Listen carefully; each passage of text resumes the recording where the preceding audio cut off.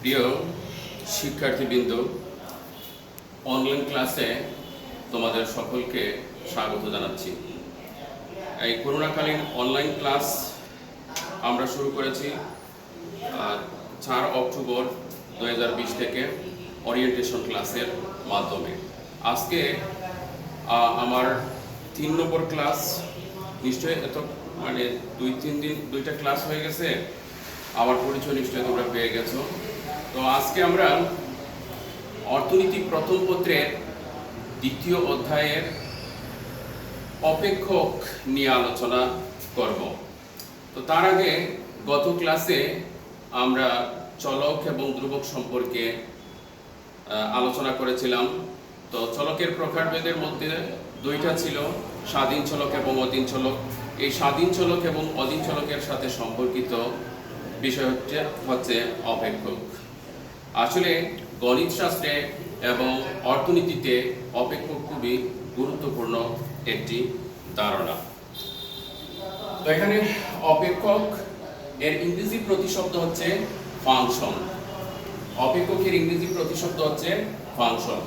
তো যে সমীকরণের সাহায্যে স্বাধীন চলক এবং নির্ভরশীল চলকের মধ্যে সম্পর্ক দেখানো হয় বা প্রকাশ করা হয় তাকে অপেক্ষক বলে। তো যদি আমরা x একটি স্বাধীন চলক হিসাবে ধরি এবং y কে একটি অধীন চলক হিসাবে ধরি, তাহলে অপেক্ষককে নিম্নলিখিতভাবে এইভাবে প্রকাশ করা যায়, অর্থাৎ y সমান ফাংশন অফ x। এটাই হচ্ছে অপেক্ষক। অপেক্ষক অর্থনীতিতে বিভিন্ন ধরনের অপেক্ষক আছে।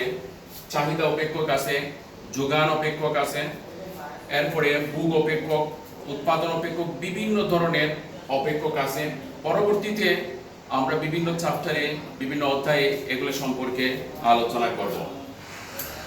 তো অপেক্ষকের সংজ্ঞা দেখলাম এবং আমরা একটা উদাহরণ দেখলাম। এখন আমরা দেখি চাহিদা অপেক্ষক, ডিমান্ড ইকুয়েশন, ডিমান্ড ফাংশন। চাহিদা অপেক্ষক বা ডিমান্ড ফাংশন এই জিনিসটা কি? তাহলে দাম এবং চাহিদার মধ্যে নির্ভরশীলতার সম্পর্ককে গাণিতিক উপায়ে সমীকরণের সাহায্যে প্রকাশ করা হলে তাকে চাহিদা অপেক্ষক বলা হয়। তো আমরা P কে যদি একটা স্বাধীন চলক হিসাবে ধরে নেই এবং Q কে অধীন চলক হিসাবে ধরে নেই, তাহলে চাহিদা অপেক্ষক হলো Q সমান ফাংশন অফ P। তো এখানে P বলতে দামকে বোঝানো হচ্ছে এবং Q বলতে চাহিদার পরিমাণকে বোঝানো হচ্ছে। এই হলো অতি সংক্ষেপে চাহিদা অপেক্ষক। এরপরে এর সাথে সম্পর্কিত আরেকটা ধারণা হচ্ছে চাহিদা সমীকরণ।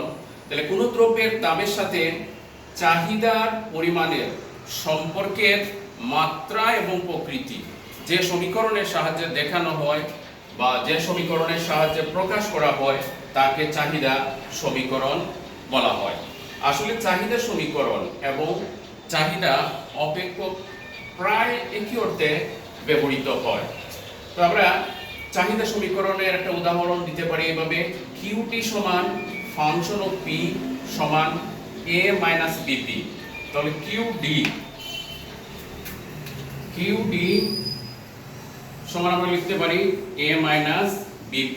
এই অর্থে QD সমান ফাংশন অফ P সমান A মাইনাস BP। এই অর্থে চাহিদা এবং চাহিদা অপেক্ষক এবং চাহিদা সমীকরণ প্রায় একই। আমরা চাহিদা সমীকরণকে যদি এইভাবে প্রকাশ করি, এটা কিন্তু চাহিদা সমীকরণের সাধারণ রূপ। চাহিদা সমীকরণের সাধারণ রূপ হচ্ছে এটা QD সমান A মাইনাস BP। তো এখানে QD দিয়ে বোঝানো হচ্ছে চাহিদার পরিমাণ। এরপরে P আছে, P দিয়ে বোঝানো হচ্ছে দাম। আর A দিয়ে বোঝানো হচ্ছে দাম শূন্য অবস্থায় চাহিদার পরিমাণ। দাম P কে যদি আমরা শূন্য ধরি তাহলে চাহিদার পরিমাণ হবে A।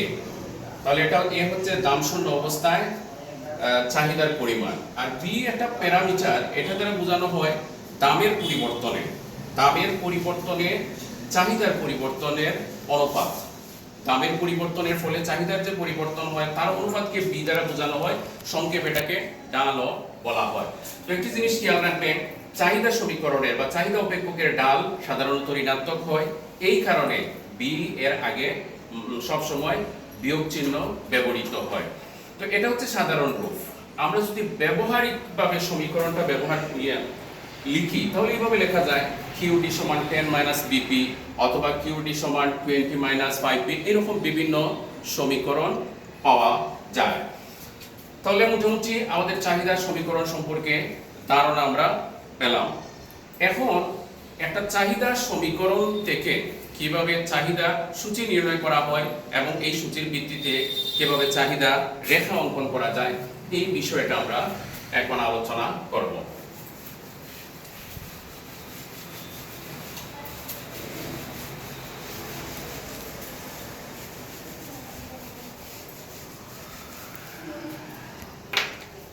আমরা যদি একটা চাহিদা সমীকরণ বা চাহিদা অপেক্ষক কিউ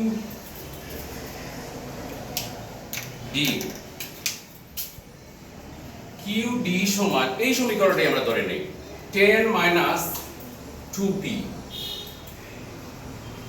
একটা চাহিদা সমীকরণ যদি ধরে নেই তাহলে এটা থেকে আমরা চাহিদা সূচি নির্ণয় করতে পারবো এবং চাহিদা রেখাও অঙ্কন করতে পারবো। তো একটু লিখলে ভালো হয়, তোমাদের বুঝতে সুবিধা হবে। এক্ষেত্রে পি হলো স্বাধীন চলক, পি হলো স্বাধীন চলক এবং কিউডি মানে চাহিদার পরিমাণ আর কি, কিউডি হলো অধীন চলক।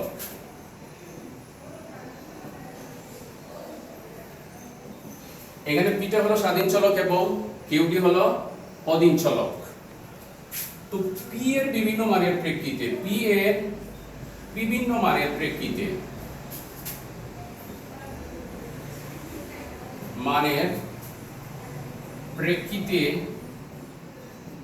কিউডি এর মান নির্ণয়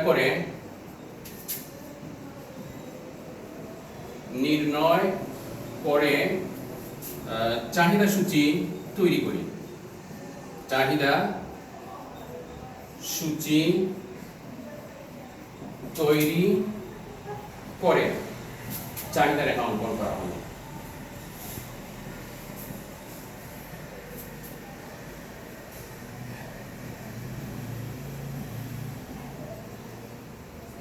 চাহিদা রেখা অঙ্কন করা হলো।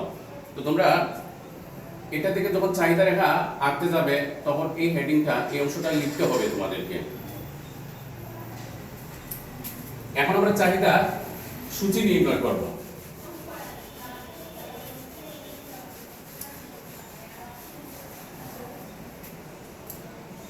তো আমরা যখন স্বাধীন চলকের সংজ্ঞা দিয়েছিলাম তখন বলেছিলাম যে স্বাধীন চলক ইচ্ছা মতো মান আরোপ করতে পারে, ইচ্ছা মতো মান গ্রহণ করতে পারে। তাহলে পি তো স্বাধীন চলক, তাহলে পি এর উপর আমরা ইচ্ছা মতো মান আরোপ করব। আমরা প্রথমে ধরব পি এর মান পি সমান 1 হলে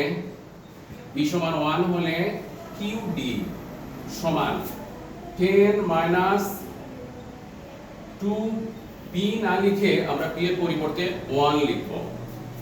এরপরে আমরা এটা ক্যালকুলেশন করব 10 মাইনাস 2 সমান 8। 10 থেকে আমরা 2 বিয়োগ করলে 8 পাবো। এরপরে আবার স্বাধীনভাবে আমরা পি এর আরেকটা মান ধরব। পি সমান 2 হলে কিউ ডি সমান 10 মাইনাস 2 ইনটু 2। এটা ক্যালকুলেশন করলে আমরা পাই 10 মাইনাস 4 সমান 6। এরপরে আরেকটা মান ধরব, আমরা 3 ধরলাম। কিউ ডি সমান 10 মাইনাস 2 ইনটু 3, এই পি এর পরিবর্তে আমরা 3 ধরলাম। 10 মাইনাস 6 সমান হলো 4। এখন এই জিনিসটাকে আমরা সূচির মাধ্যমে, একটা টেবিলের মাধ্যমে লিখব। তাহলে দেখো আমরা চাহিদা সূচি এভাবে লিখবেন। প্রথম কলামে থাকবে নাম, এটা সংক্ষিপ্ত রূপ হলো বি। এরপরে চাহিদার পরিমাণ আর সংক্ষিপ্ত রূপ হচ্ছে কিউডি। তো যেহেতু তিনটা লাইন আছে এখানে, আমরা তিনটা র দেব আর দুইটা কলাম থাকবে। তো দাম, প্রথম অবস্থায় দাম 1 টাকা, তখন চাহিদার পরিমাণ হলো 8 একক। তাহলে এখানে 8, এখানে 1, এখানে 8, এরপরে 2, এরপর 2, এখানে হবে 6, এরপরে P3, এখানে হবে 4।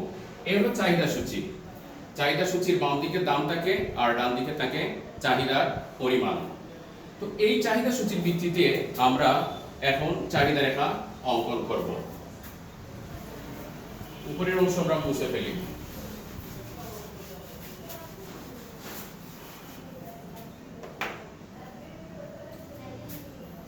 তো চাহিদা রেখা আঁকতে হলে আমাদেরকে এভাবে আঁকতে হবে। অর্থনীতিতে যে কোনো চিত্র আঁকতে হলে আমাদের এই অক্ষাংশের দরকার, x অক্ষ এবং y অক্ষ মানচিত্রের দরকার। তো তোমরা 19-এ এই বিষয়গুলো তো গ্রাফের অঙ্ক করেছো, বুঝতে অসুবিধা হওয়ার কথা নয়।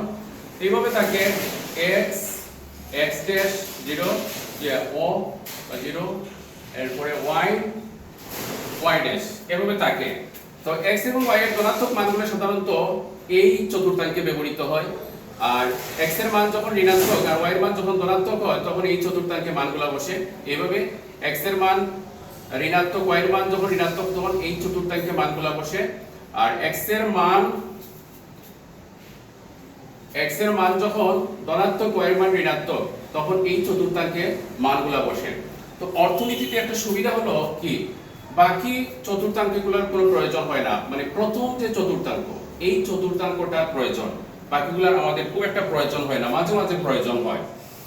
তো এই হিসাবে এই অংশটাই সাধারণত এই অংশ সব সময় কিন্তু মনে রাখবে, এই অংশ ব্যবহৃত হয়।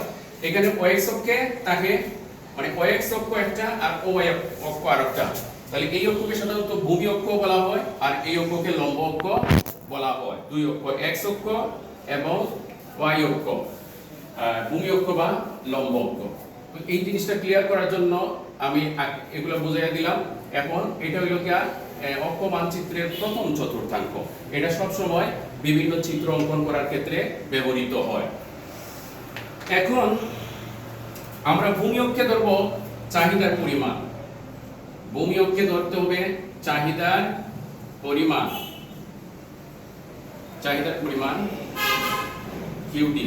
তো সংক্ষেপে কিউটি লিখলেও চলবে, চাহিদার পরিমাণ লিখলেও হবে।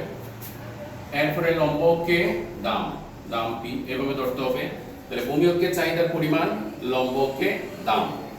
এরপরে গ্রাফ পেপারে তোমরা দেখো যে ছোট ছোট গড় আছে, তো সাদা কাগজে আমরা এভাবে হাতের আন্দাজে গড় আঁকবো। তো এটা নির্ভর করবে এই যে মানের উপর। দাম আছে, দামের ক্ষেত্রে আমরা লম্বকে ব্যবহার করব।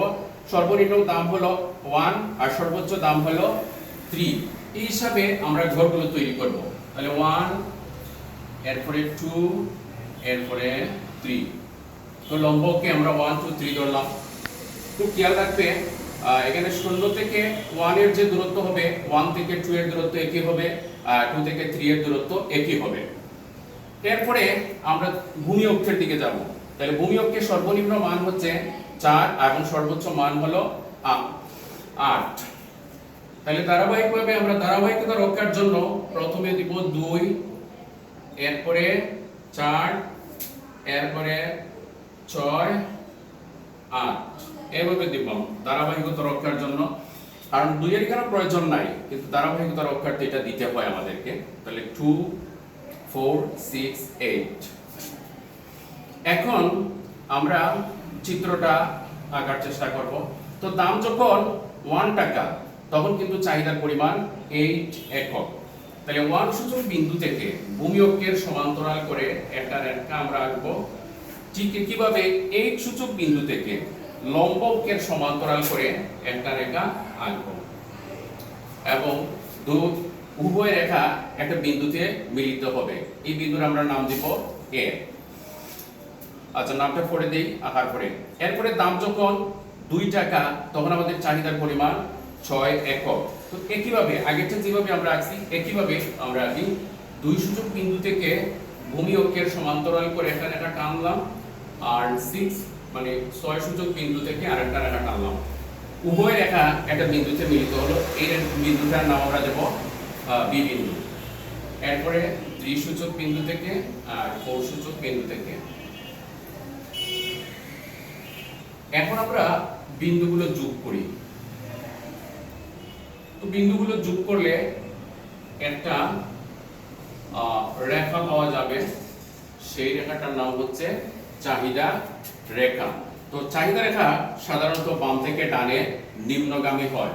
এই জিনিসটা তোমাদেরকে খুব ভালোভাবে মনে রাখতে হবে। আমরা প্রায় সময় চাহিদা রেখা আঁকবো, বিভিন্ন জিনিস ব্যাখ্যা করতে চাহিদা রেখা আঁকার প্রয়োজন হয়। এখন খুব সংক্ষেপে আমরা চাহিদা রেখা আঁকার বর্ণনাটা দিব। খুব সংক্ষেপে, এর চাইতে সংক্ষিপ্ত বর্ণনা কোনো বইতে তোমরা পাবে না। তো চিত্রে ভূমি অক্ষে চাহিদার পরিমাণ, ভূমি অক্ষে চাহিদার পরিমাণ এবং লম্ব অক্ষে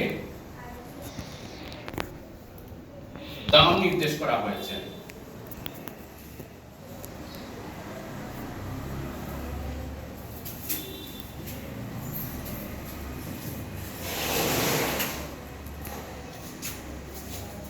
এরপরে লিখব আমরা বিভিন্ন দাম।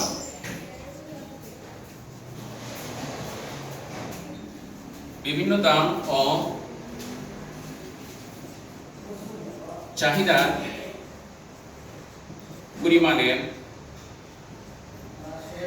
পরিমাণের সমন্বয় সূচক।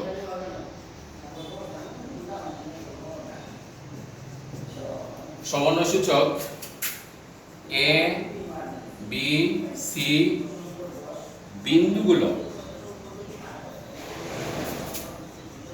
যোগ করে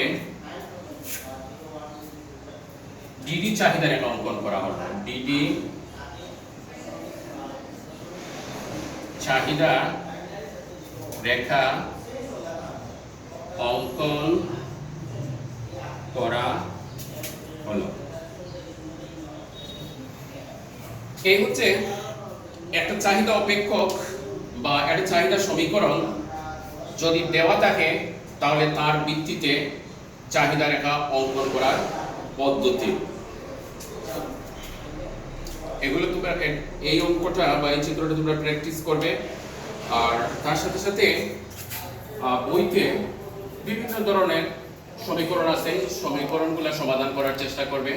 তো আমি তোমাদেরকে একটা চাহিদা সমীকরণ দিয়ে রাখছি, তোমরা বাড়িতে এটা প্র্যাকটিস করবে। QD সমান 20 - 5B। এই চাহিদা সমীকরণ থেকে তোমরা চাহিদা রেখা অঙ্কন করার প্র্যাকটিস করবে। তো আজকে আমাদের ক্লাস এই পর্যন্তই। আগামী ক্লাসে আমরা যোগান অপেক্ষক থেকে কিভাবে যোগান রেখা অঙ্কন করা যায় এই বিষয়টা আমরা আলোচনা করব। তোমাদের সকলকে ধন্যবাদ জানিয়ে আজকের ক্লাস শেষ করছি। খোদা হাফেজ।